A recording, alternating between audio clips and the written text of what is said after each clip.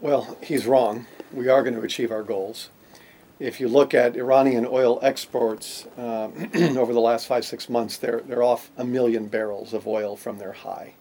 And so even prior to our sanctions going back into place, we've already seen a significant reduction in the export and the import of Iranian oil.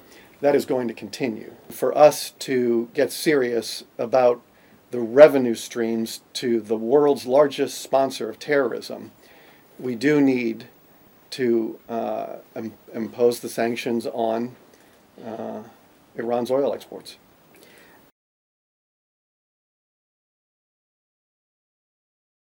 We need to end the practice of neglecting all of Iran's regional aggression.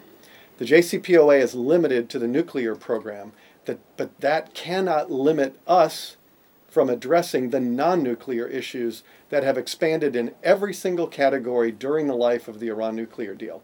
Terrorism, terror finance, maritime aggression, missile tests, cyber.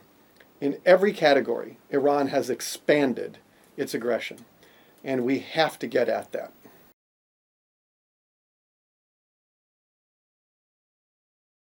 The longest suffering victims of the Iranian regime are the Iranian people.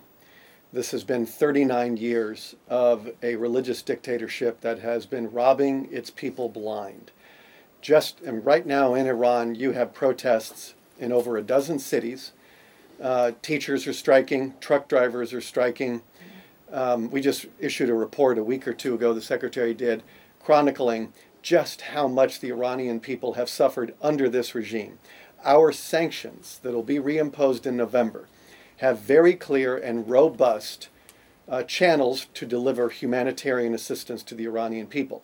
Now, if the Iranian regime, when they were given $100 billion in sanctions relief by President Obama, had spent that money on its own people and not spent it in Syria and Lebanon and Iraq and Yemen, perhaps there wouldn't be these strikes. Perhaps the rial would not be in a state of collapse.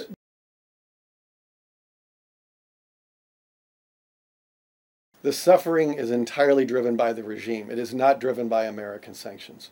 That is a narrative that the Iranian regime would have you believe, but there isn't any support for it. It is simply a talking point, and it allows the regime to deflect blame away from their own 39-year perfect record of corruption, self-dealing, mismanagement, and violent misadventures all over the Middle East and beyond.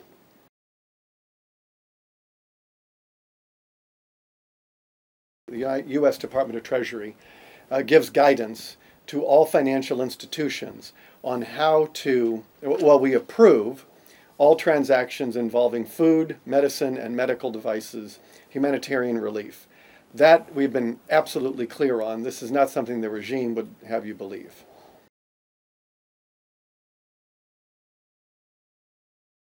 Our goal is to get to a new agreement, a comprehensive agreement that covers nukes, missiles, terrorism, the arbitrary detention of Americans and other foreign nationals. And we think that's going to be much better to advance the cause of peace and security than the current deal.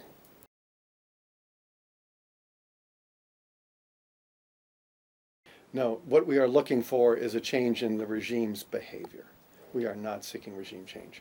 The future of Iran is up to the Iranian people.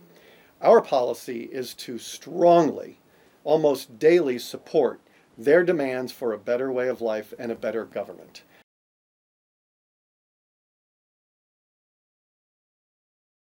You saw that there were UN sanctions that were put in place in 2006. So the US sanctions, the UN sanction, the European sanctions over the course of many years brought Iran to the negotiating table.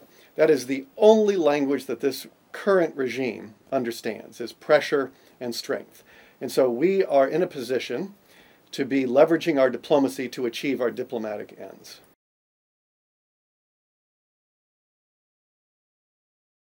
And then I was in Paris meeting with the head of the International Energy Agency to talk about ensuring that we have an adequately supplied oil market as the reimposition of our energy sanctions come back into place. And then here in Brussels, I'll be meeting with the ambassador, I'll be meeting with EU officials to talk about how can we start making progress on an area, Iran's regional aggression, that has been neglected since adoption of the JCPOA.